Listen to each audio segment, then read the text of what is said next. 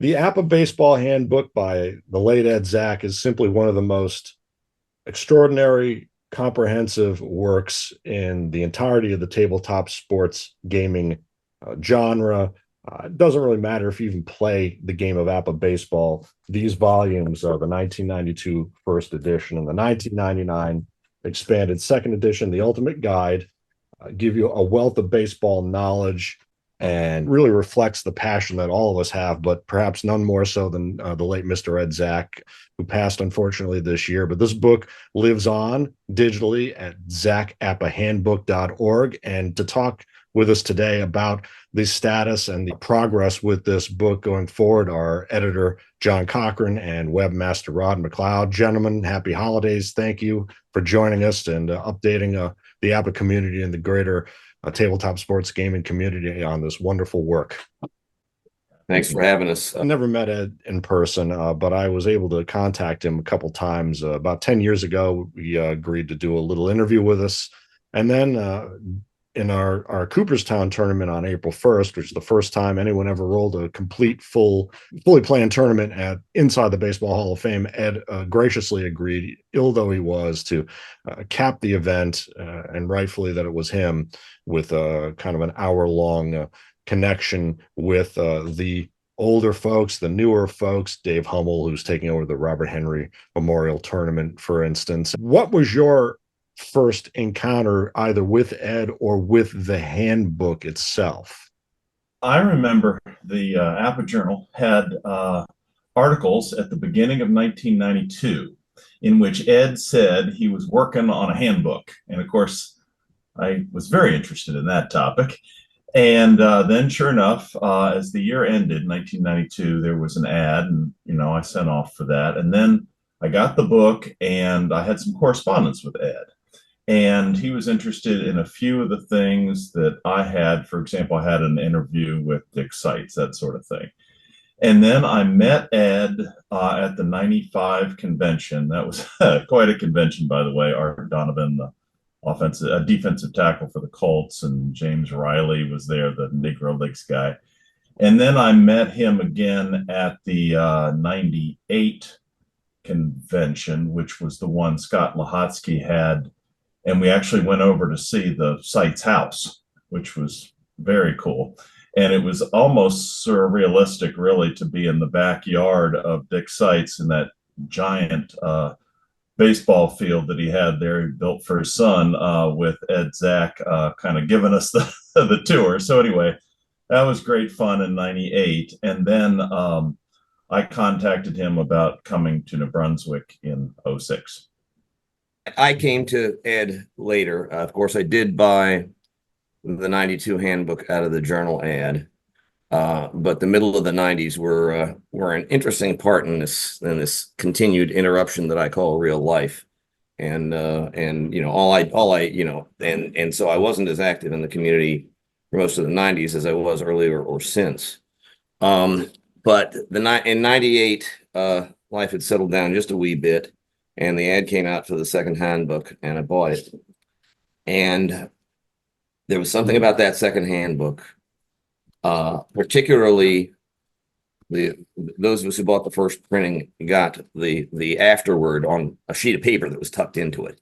And that afterword, I don't know why. I'm not going to try to explain why it hit me the way it hit me, but that ultimate version of the handbook, the big thick one you held up for everybody, convinced me.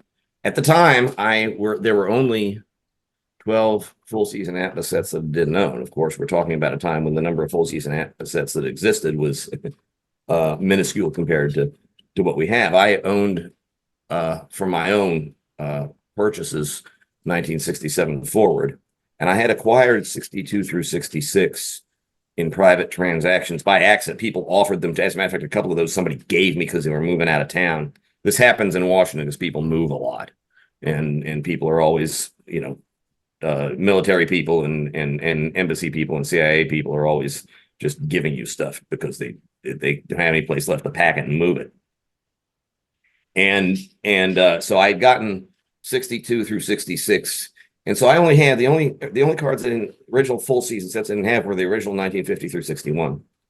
And Ed's handbook inspired me to see how many of those I could get, not thinking I'd ever get them all. But of course, that was another story.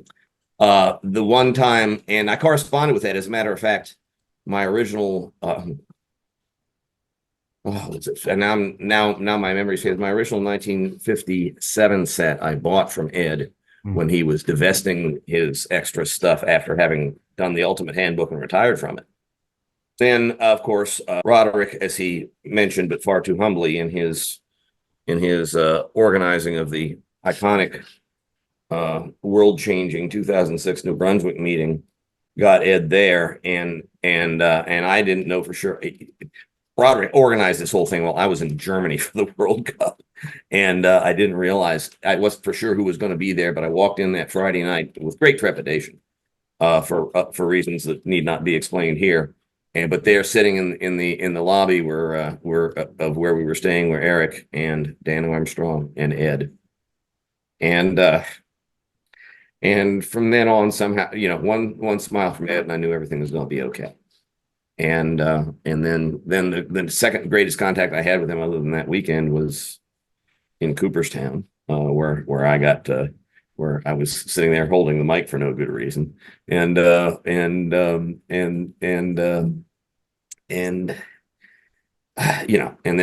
Lord help us, he was gone 4 months later. But that's the sum total. Ed was when you got in touch with Ed, he was very engaging. But getting in touch with him, he was a very private man and very compartmentalized, and you didn't have a lot of the sort of contact that I have with you two guys, a lot of which is off the cuff and here and there, and if I need to talk to you, you're always right there and things like that. Ed was different. He kept things. He kept a lot of himself close to the vest, despite how wonderfully engaging and welcoming he was once you finally got your mitts on him. So that's my story. That's the story of my contact with Ed. Now, Rod, tell us about that meeting right here in New Brunswick, New Jersey. A lot of luminaries there. Robert Henry, I believe, was there. Dave Urban. What was the impetus there for you? So I had been in contact with Don Adams and, of course, John. And the idea was, how do we get the ball rolling with regard to season write-ups, with regard to the future of the handbook? And of course, at that point, we were still thinking about things like producing another, 700-page volume. And so I had a couple of conversations with Don, and I said, who do you think would come? And he said, well, I think we would have a very small following. And I said, well, let me see who I can get. And, we'll take it from there. And Don said to me, well, let's do it in my neck of the woods. And I said, okay.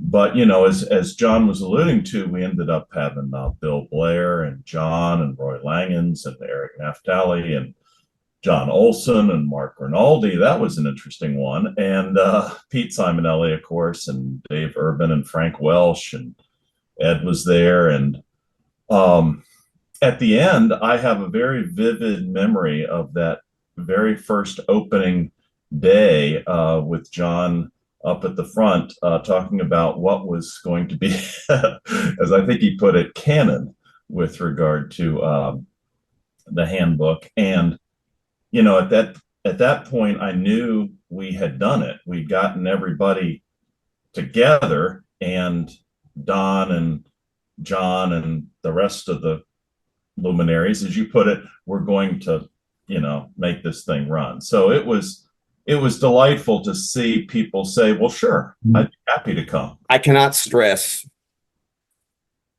how important that meeting was. I never at a loss for words, can't find you the right ones. That meeting was Roderick's brainchild and Roderick's work from start to finish.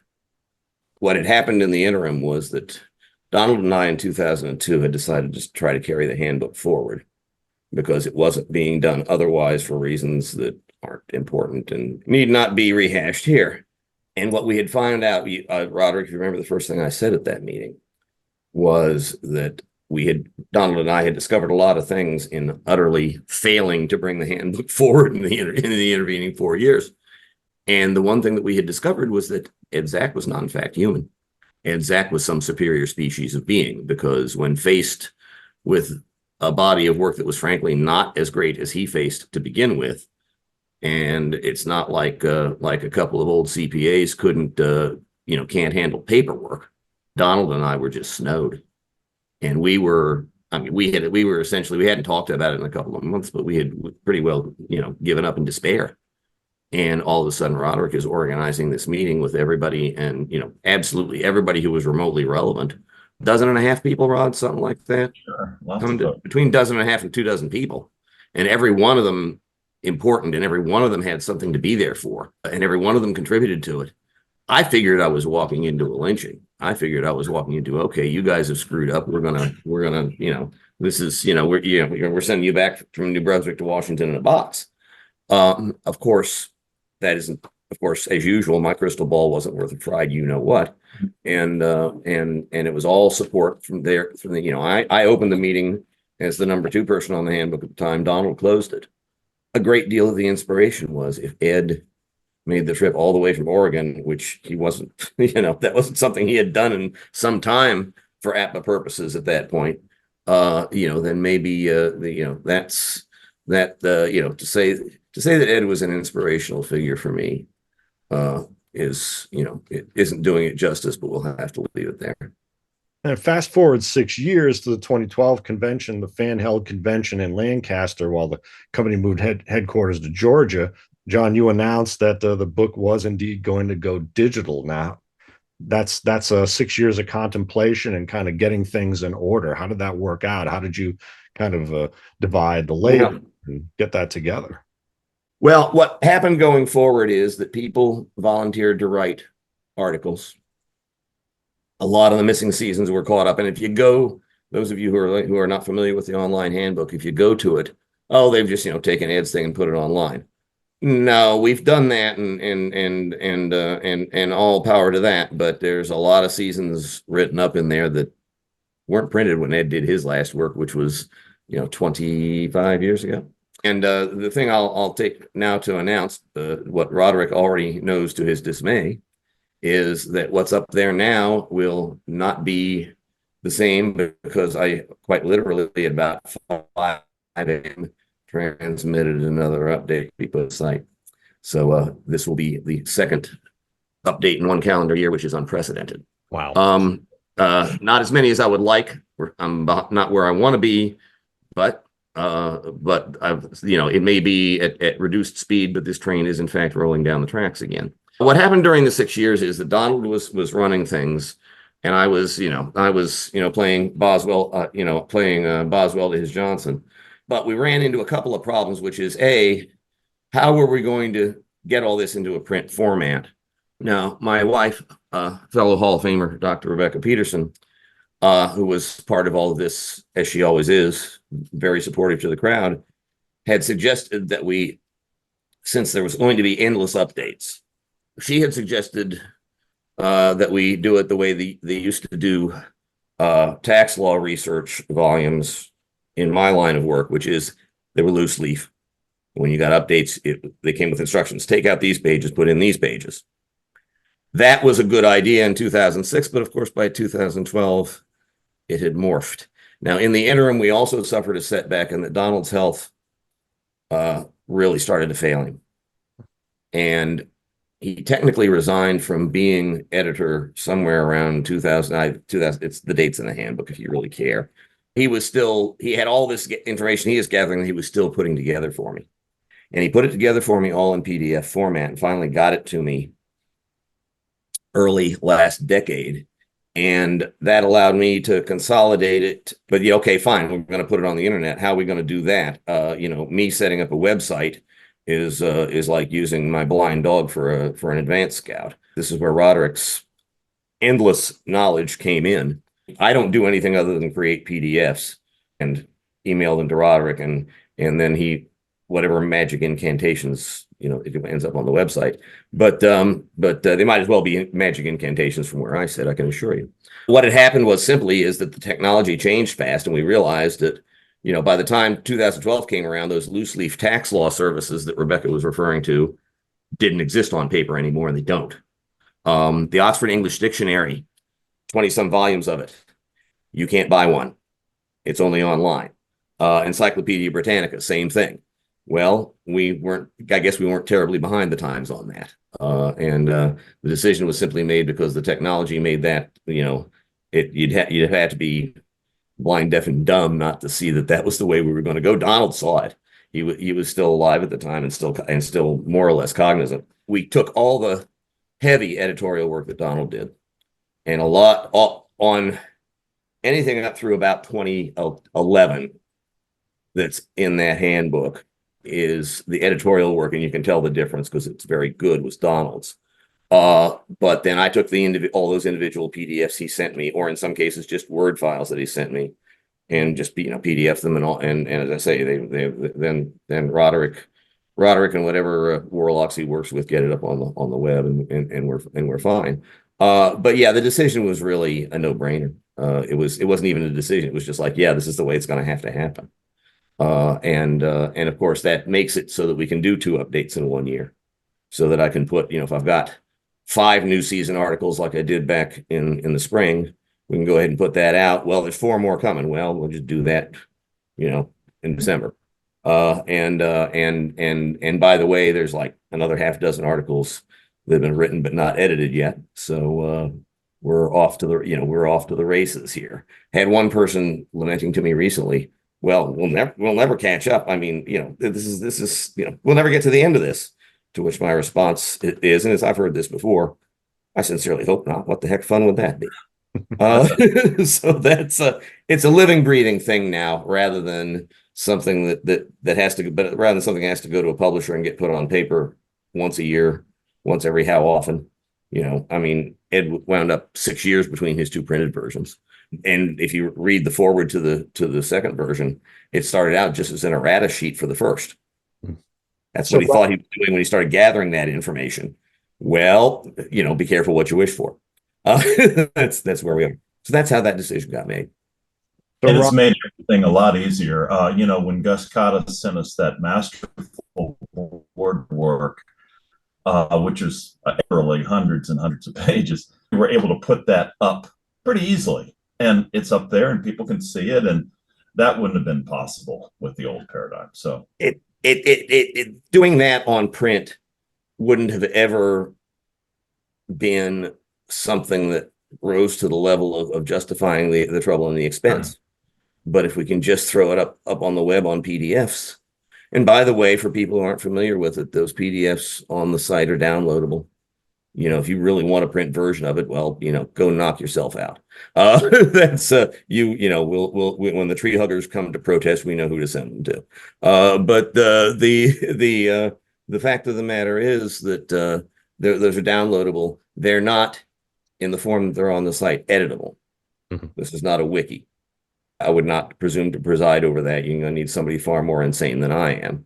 So, Rod, how many hours now, just to get the site up and running, secure, have you kind of devoted to this? You also have hosted, you're hosting Scott Lahotsky's Of Dice and Men documentary. You updated a nice cover page in memoriam of Ed. And I'm also curious about kind of the traffic you've seen since the go live. It's fascinating. The actual upkeep is not what you would imagine it would be in terms of the work. And when we put something up, and John did send me something today to put up, that's when we get more web traffic. I will probably put something on between the lines and say, hey, something's up, and then the traffic does come. But it's fascinating. If everything were broken out, we would really get a feel for what people are looking at. But because those are in pretty large blocks, we don't really know. But when people come, they average about 2-page looks per visit, but that doesn't really mean anything, because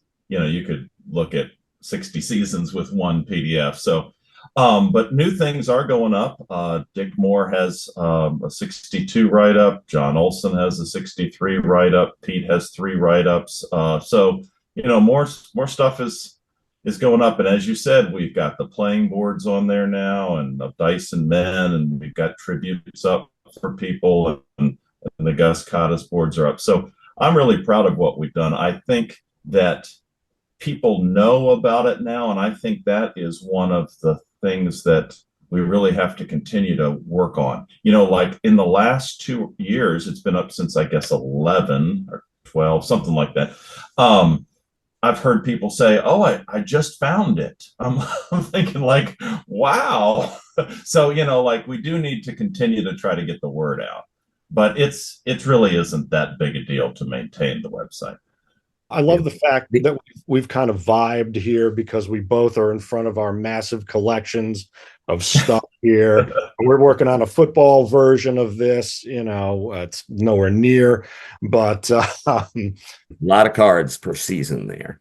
yeah, and you have to keep updated. I mean, you can't. There's you've documented numerous reprints and then remasters. Recalculations. So it's a never ending, like you said. Huge work. I mean, what are your immediate priorities for 2024, which is, as you noted, the 25th anniversary of the second? The priority right now, it's not that we're turning down anything else that comes our way, but when it comes to me shaking people down and saying, okay, here's work, who's going to do it? It's catching up the full season write-ups. Now we've done just the last couple of years. Oh man, have we moved on that? But there's more to do. We're now finally putting up more season write-ups than new sets came out in a year. We are, in terms of what is unwritten, we are ahead of where we were a year and a half ago, which is good. But writing up these seasons is you got to be a real lover of APBA because otherwise it could get real tedious real fast. But that's the priority. Now, other things come our way. The ongoing updates of the fielding E ratings, showing which rating applies to each season. That's up to date primarily because one person, the one and only Roy Langens, keeps that up to date, and every time a new set comes out, he sends me a redo of it. That's easy to keep up to date. If he hadn't taken that on himself and weren't doing it, I don't know if that would be up to date. But we're continuing to work on the sets just for reference. Yeah, 07, 63 RR, 14 and 15 are in the update I just sent, and then there are 16 Pete's the 62, the 2000 1912 finally, and 2016, 2017 at least are going to be in the set that go out to the board for editing. I'm going to wait till after the first of the year. The only person I tortured during the holidays is Roderick. I want to get another at least before the next convention. And the other thing that we are prioritizing is this was Roderick's idea. In the years following New Brunswick, we oftentimes had annual meetings of the contributors, usually tied to the convention.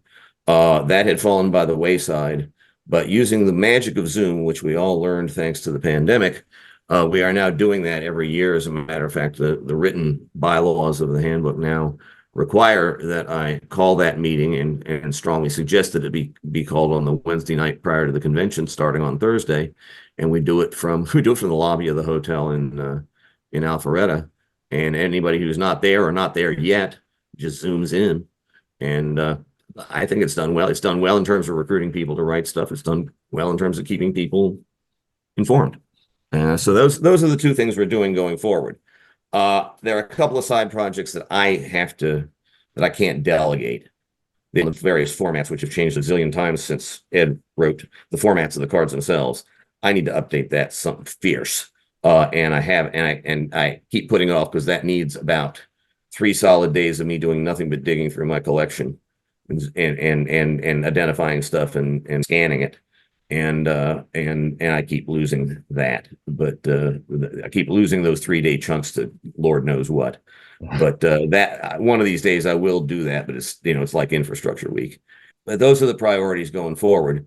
but we're open to things like, I mean, it was Roderick working with Scott that originally got us the of Dice and Men link, and we get so many of these proposals that we just recently had an ad hoc committee come up with a set of guidelines for what things that are not, that weren't like what Ed printed, what are we going to host and what aren't we? And we Scott and Dan Armstrong participated in that. Roderick chaired it, and we have a nice little set of guidelines for that now, so that we've all agreed to. The last few years have been about putting a little more structure around the thing, and that's primarily my primary motivation on that was the fact that I realized that, darn it, I'm not getting younger. And maybe if we put a little added, it was all from 2006 until 2022, it was all done on handshakes, and that always works until it doesn't. So that's so I came to the conclusion that maybe having something written down so that we all had a hymnal to sing from was important, and that's worked well. I've been pleased with how well that's served its purposes, and so we'll see what happens going forward. Want to always recruit new people. People who want to contribute to the handbook are always welcome to be in touch. Understand that I'm more interested in your output than necessarily your wisdom, but wisdom I got a bunch of in this crowd. But if people actually want to help by writing some articles or doing some research, please do come talk to me. Now, Rod, you'd mentioned the Seitz house tour, and of course, the first volume here was dedicated to Dick Seitz, the APBA founder, of course. Actually, he had only passed in the early 90s. And a question had arisen about why Seitz chose what G-tops to create. I mean, I figure it's a lot of the World Series teams and playoff teams that kind of fell short. But in terms of inclusion, I mean, your aim is ultimately to include every season set, every G-top, the Hall of Fame sets, any of the sets that are created. But in terms of the Seitz collection, how much of the Seitz collection informs the book? Is there any new information being unearthed as collections come onto the market? Well, I interviewed Seitz in the late 80s, and I think you're asking me a question about which teams did he include and why did he include those teams? And I didn't ask him that question, but he got off on the great teams of the past tangent. And he said, well, truthfully, I was trying to represent the entirety of the country. He said there were some teams in there that I wouldn't consider great, like the 22 Browns, but I wanted to make sure that they had a team that, that kind of thing. And I thought that was really interesting. But I think he was looking for and he said something about, I can't quite get it, but he said something about he wanted the teams to be truly great. And so, sometimes there's a team like the 37 Yankees that he just had to pick a team out of a group of years. You could have argued for 36, you could have argued for 39, but he said he just had to pick one. We are trying to figure out who can take the next piece and run with it, and we're, as John is alluding to, we're not as far behind as we used to be. If you're talking about the great teams of the past, the fellow to talk to is John over there, but because he actually knows all the variants of all the great teams of the past and has a spreadsheet that would make your head spin. But at the end of the day, I think it is a little bit esoteric, right? Like the whole handbook is that way. I mean, we can talk about how the 06 Cubs were printed this way and then that way, and how many times they've been printed and in what format. All of that is classic, handbook stuff, right up Ed's alley. Yeah, so we're not going to apologize for that. Was Seitz aware that the book was in process? I don't think so. He died in September of 92. I remember seeing the articles from Ed Zack in the beginning of 92 that said, hey, I'm working on this thing. I mean, he would have gotten the journal. He probably would have seen it, but I don't know any more than that. What is the one APBA item that you need in your collection that you don't have? this is going to sound ridiculously esoteric. I can't even remember the year right now. There's an XB infielder named Jimenez, I think 1966, that there's both original and corrected versions of, and I only have one of the two. There are some of the variants of the B great teams of the past that I don't quite have all of, although I have 10 different versions of GTOP 1931As if anybody really cares. That's Rebecca. If Rebecca were here, she'd say, "Yeah, you need more APBA cards. Like we all need a hole in our head." Yeah. But no, she's very supportive. Rod? I don't know what it would be, frankly. I will say that I'm always searching for those things that I've heard about. I don't necessarily need them for my collection. There were some prototypes for the 1950 cards that Dick Seitz had made I would like to see in person. I've seen now a copy or two of the 1950, help me, John, 55 small set. 55 small card, yeah. Yeah, I don't have any of those, but for the most part, okay. I've got it. Okay, I'll go back to that. I need a copy of that set that you can read. I have a full set of 1955 B6. Both of my 55 sets, the big and the small, those are the two worst condition sets in my collection. I don't know what it is about 1955 or whether that was just random. But the 55 large card set is playable, although it looks like my blind dog brought it in. But my small card set is not playable. You can't read it. I have them all, and it's definitely that set. You can tell by the card size, which is unique to the APBA collection. But 55 small cards on a lot of people's list. Because unlike that second printing original 53, which is about a third of the sets in circulation, the 55 B6 set is like less than 20% of the sets in circulation. It came out very late in the year. In both of those cases, back in the 50s, Seitz sold out his original printing and went back for a second printing. But they're, given the state of the printing world in the 50s, there are very definable differences in 1955 because the cards are actually a couple millimeters smaller and a couple centimeters smaller, whatever the heck. I'm not a metrics guy. And in 1953, because a whole bunch of errors were introduced, including the infamous errors on the black numbers. So that's, which wasn't that, and that's a fact. That's one of the facts. That's completely the proper documentation of that is completely in the online handbook era. Bill Blair originally identified that for us in about 2002. Ed Zack never, go back to the original handbook. Ed Zack hasn't picked up on the fact that that was two different printings. So and the same with GTPs. The GTP section, and Don, Roderick, you're right. Don Adams and I busted our butts and bought a zillion GTPs on eBay, trying to track down all the variations. And that's why for all those years, I was coming in with those bankers boxes full of duplicate GTPs to give away at the convention just to get them the expletive deleted out of my house. That's where we all first met Rebecca, because while I was playing tournaments, she would be handing these darn things out to everybody. The original GTP printing of the 53 Yankees and 53 Dodgers stand as the most worthless monetary APBA cards on earth. Because anytime you buy a group of more than 10 random great teams of the past on eBay, both of those are in it. I still got some. I never did give them all away.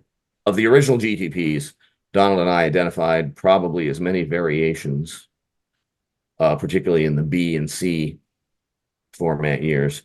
I think we identified as many as Ed. Yeah. And Ed in the 99 handbook said, I think there's more research to be done here. As usual, Ed was precisely correct. He probably didn't know how correct. And I can guarantee that John will never get to the end of the tunnel because Dick Seitz was a very thrifty guy. If there were 7 cards left over from iteration number 8, he was going to add those into iteration number 9 every time to just John get over the edge 50 years later. The entire B4 category of great teams of the past formats is nothing but Dick Seitz mixing B1, 2, and 3 cards. B format, for those who aren't up on the lingo that we speak to ourselves, that's the great teams of the past that have fast, slow X, Y, and Z, but do not have double columns, concurrent with the original season sets of 1956 and 57. So there are surprises yet to be discovered on the market somewhat, but for the most part, I think you've accounted for certainly the numbers of the original 50 to 59 seasons, and as we understand, none of the records from the company exist. He didn't keep records. That cost time and money, which was not, and costing time and money were not what he did.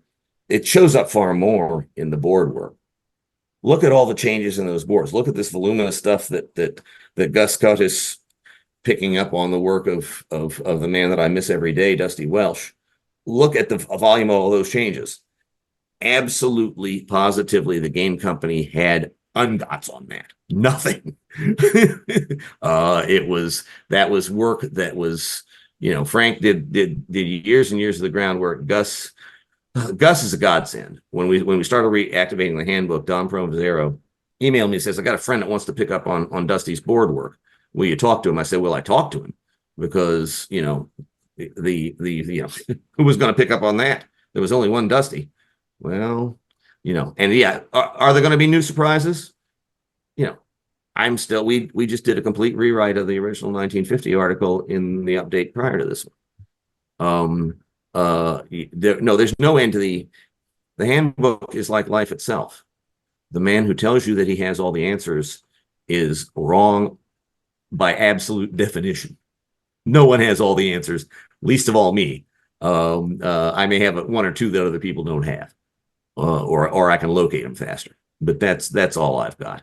The only thing I bring to the table in this is that I have a mind that runs to and retains numeric data. That's essentially, the editor is Rain Man, but maybe it's a job for Rain Man. I don't know. We're not where I want to be, and it's not perfect. But we're still fighting. We're making progress. And there is always little curveballs and things we didn't expect. In the late 70s, there was a 1950 set sold.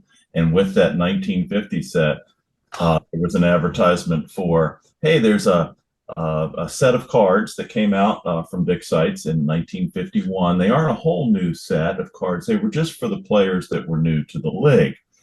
And then fast forward another 20 years, and Bill Blair buys a whole bunch of cards, mixed up lot, and he has seemingly a whole bunch of these 1951 season cards in there with the 1950 season cards, but they're just of a certain nature, and they seem to match the new players.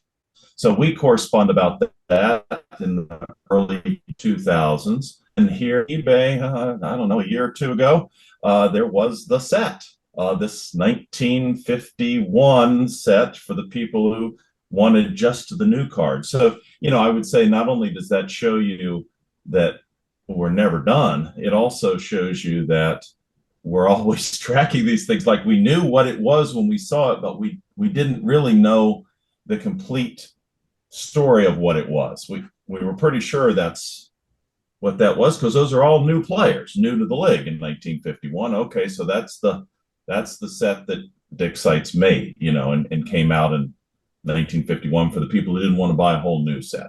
So, that's a story that I've tracked for 25 years, and it just had a new twist. The 1950 set that I own is the one that was advertised in the late 70s with that 51 extra set, but I never got that 51 extra set. That had gone someplace else 20 years later when I bought that. There's so much of this stuff, and you learn a lot. By mentioning eBay, I'll throw this in. The Great Teams of the Past research, a lot of the other research we've done, a lot of my collection. If eBay had never come along, I wrote an article in the journal when Eric was editing it about the effect of eBay on the market for old APBA cards. It caused the prices to skyrocket, but it also caused the availability to skyrocket. You finally had an efficient market. Yeah. Nobody who ever took Economics 101 would have called the ads in the APBA Journal an efficient market. It's just all we had for 30 years. The prices went through the roof, but there were things that you could at least get, where before, the prices weren't so high, but you didn't see them but once every 10 years. This has been very interesting and fantastic stuff. But yeah, what we had with that situation with this, it was 75 cards from the 51 set. What we had with that is that was well known back in the 70s and 80s, and it's actually documented in the handbook, in Ed's handbook, in our handbook. It was a new thing to everybody when it came up last year because a whole lot of people were too young to remember that or had forgotten it.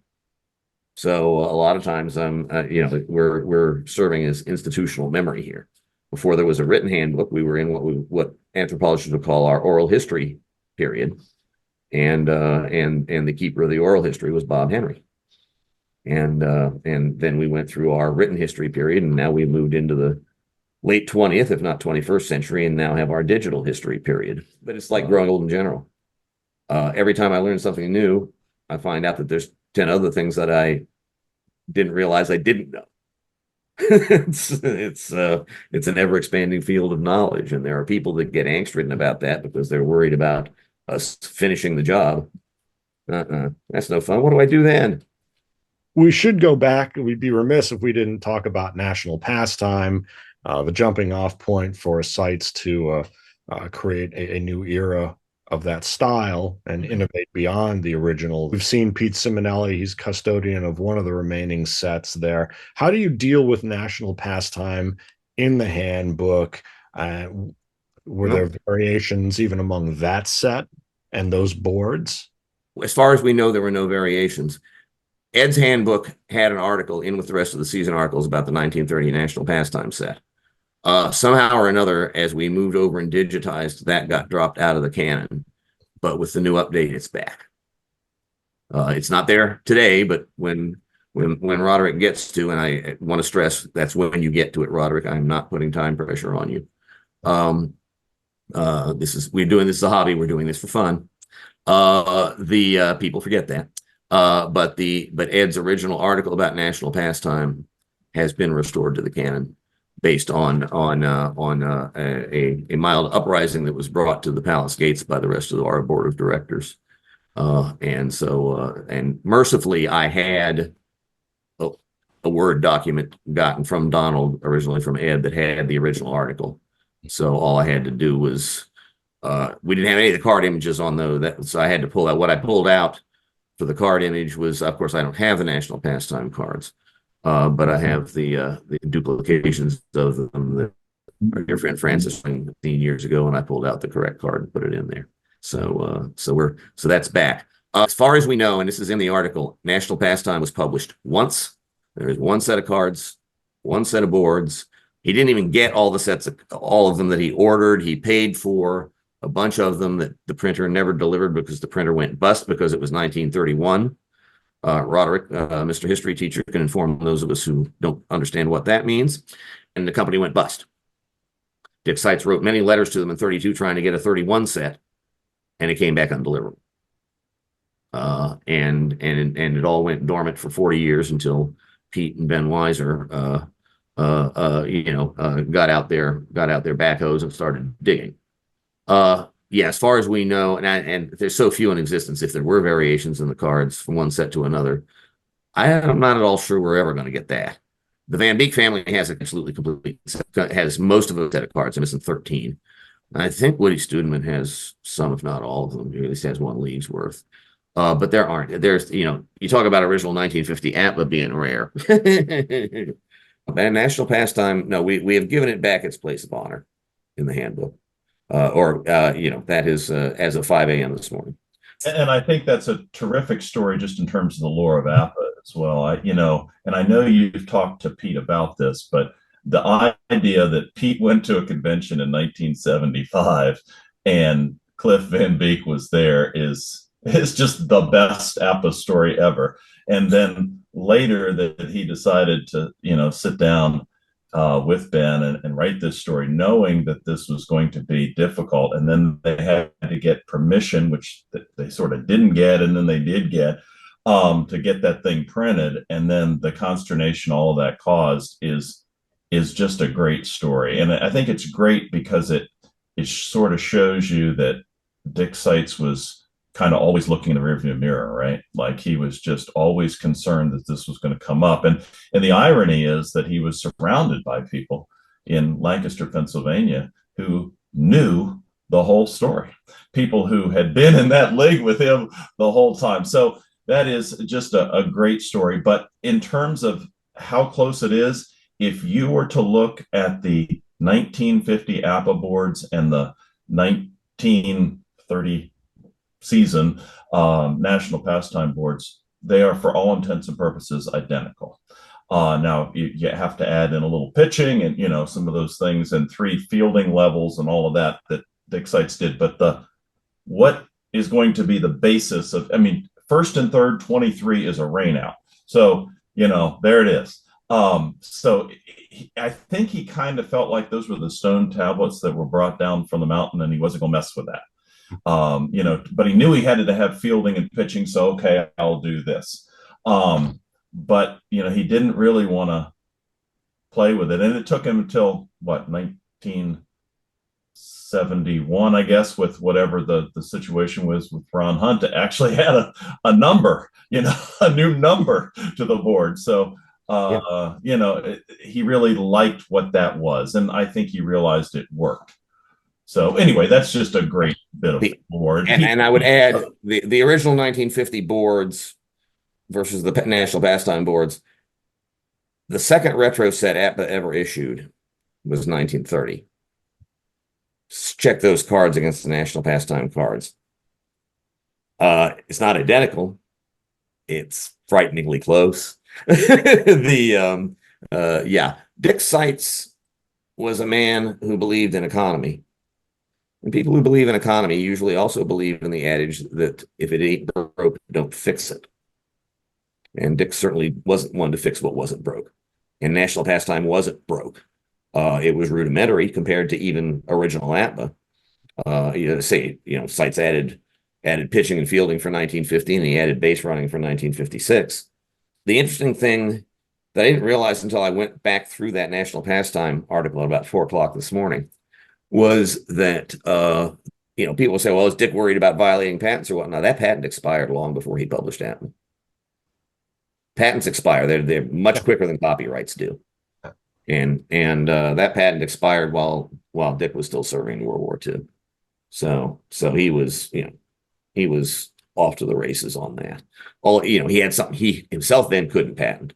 But yeah, Dick Seitz for some reason always felt the need to hide that until it came out. Once it came out, it didn't seem to much matter. The thing I want to credit John Hurston for is the fact that he has taken the exact opposite tack and absolutely owns the National Pastime history and brought Cliff's surviving family down to Alpharetta and put Cliff posthumously in the Hall of Fame. And now much of that surviving family that was there in Alpharetta a few years ago has now passed as well. Cliff's kids' generation.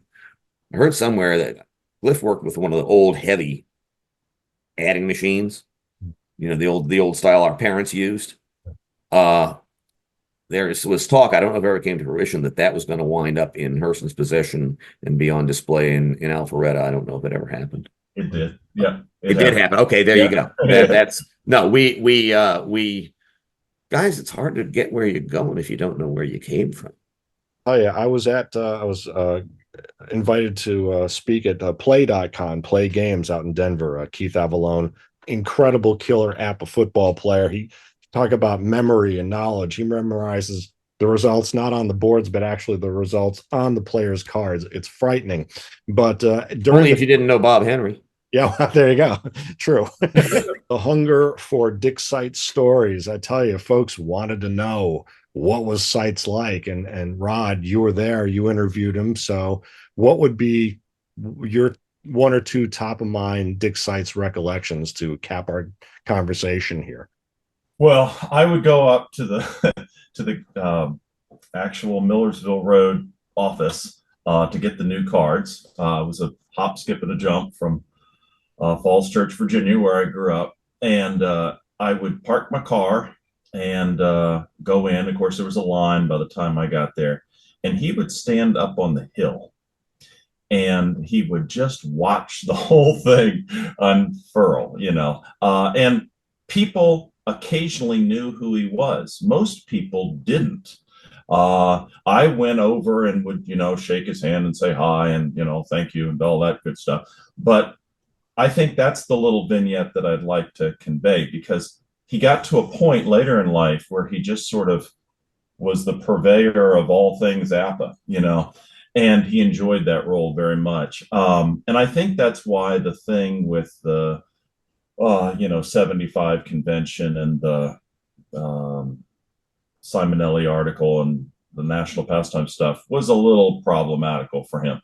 The thing I would like to convey, and I don't know whether he did it intentionally or not, but everyone who sees this will know exactly what I'm talking about. There was a mystique to APBA. And, when you got that little piece of paper that said, don't write in and, have any concern about these pitching grades, you sort of knew that he was the guy with the stone tablets and that he was perpetuating that. I don't know to what extent he actually tried to perpetuate that, but on a de facto basis, that's what happened. Like, that gruff attitude that he took actually ended up helping to create this mystique that, well, they know they've got the formula. And when we try to figure out the formula, we're all the amateurs, and by the time we get to the, middle of the 1970s, there's Ron Mura, who is probably more adept at the formulation of cards than Dick Seitz ever was, writing these articles, and then Dick Seitz, smiling and waving and, it sort of with chagrin, and all of that sort of shows you that position that he was taking. He was going to just let us have at it, but be above it all. And that helped to create the mystique. And that, for many of us, was the icing on the cake. That was what made a great game just amazing in terms of the story. And I don't know to what extent he harvested that or, tried to make sure that was in place, but it doesn't matter, right? I mean, the bottom line was that was in place. And when you read those little advertisements that he sent you when you got the sample card, you were just, wow. That was where Seitz was really in his wheelhouse. This was where he was going to convince you this was a great game because he believed it himself. So yeah, anyway, that's my story about Seitz. And I think that anyone who saw Seitz stand on that hill would probably agree with me. I'll toss in a piece, footnote to that, from the point of view of a subject that's near and dear to my heart, which is business management. Of course, Seitz was considered to be a very idiosyncratic and not necessarily brilliant business manager back in the day. But you'd be surprised that the rest of the world has caught up to him. The admonishment was always, don't call and ask about the accuracy, or write and ask about the accuracy of the cards. A lot of that was probably a time saver and not wanting to have repetitive conversations. Fast forward to the 21st century, and your cell phone service provider tracks how many times you call customer service. And if it's beyond a certain number in a month, they will terminate your contract. Who does that sound like? There you go. This is, and I'm not talking about another quirky small business person. I'm talking about Verizon and AT&T and T-Mobile. Okay, who at least in theory have data to back this up. All it is a recognition of the iconic 80-20 rule in business, which is that 20% of your clientele bring 80% of the profits, and 20% of your clientele cause 80% of the problems. And you cater to the first 20%, and you 86 the other 20%, if you can. The customer is always right is a great way to waste a lot of time. And Dick Seitz figured that out way ahead of the rest of us. Well, yeah, his advertising material. Roderick, you and I are both in agreement. Those wonderful full-color brochures that you first got when you clipped out the thing from Sport Magazine or wherever and had the coupon to order the game. He did those himself. And, the one guy, without a big advertising agency, those things were perfect. Those are the best piece of advertising I have ever seen for anything in my entire 66 years of my life. Never in the history of the world has something been written so well for a 13-year-old boy. Bingo. Absolutely bingo. But Yeah. he understood his audience Yeah, because, definitely. once again, he believed in the game. And I think those of us who are sports fans at the level we are, we're retaining that 13-year-old boy a little bit. We're trying to. Yeah. That was something that came to a formative part of our life and we thought was worth keeping. And I'm constrained to point out that there's no one and nothing in my life at this point in my life. There's no one and nothing in my life that's been with me as long as APBA, because I've been doing that now. This summer was 55 years out of 66. Anybody that was in my anything else or anyone else that was in my life in 1968's dead. I mean, that's it. There has to be some constancy in one's life, at least for some of us. And Seitz understood that. It was, well, getting back to Ed, he dedicated the Ultimate Handbook, the second one, to the Brotherhood of Memories. Right there, brother. That's the one. Seitz was a fan and a believer before he was a businessman. Businessman though he was. Because of that, and because Ed was a fan and a believer, above all else, I think that's what makes this community what it is. I think it's what makes this community draw a good group of human beings. I just want to say thank you again, gentlemen. You are giving the gift that Ed gave to us, and 'tis the season. So thank you. Look forward to everything you've got on the horizon here. The handbook is obviously in great hands. So thank you for all the countless hours. No one could count these. Accountants, though, are in the fold. It's a huge task, and we really appreciate it more than you can ever know. The community owes you a thanks, Jeff. Video is the 21st century version of history book, and you have been documenting it for the community for years now, and the more time passes, the more value that has. And plus you make us come out of the basement and actually talk to people every now and again. Thank you for having us both.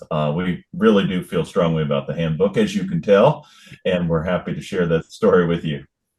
Onward and upward. That's all I can say is when the safe falls on me, the rest of you guys pick the ball up and run. Don't do what happened when Ed retired and wait 3 years to see if something else happens. Pick up the ball and run with it.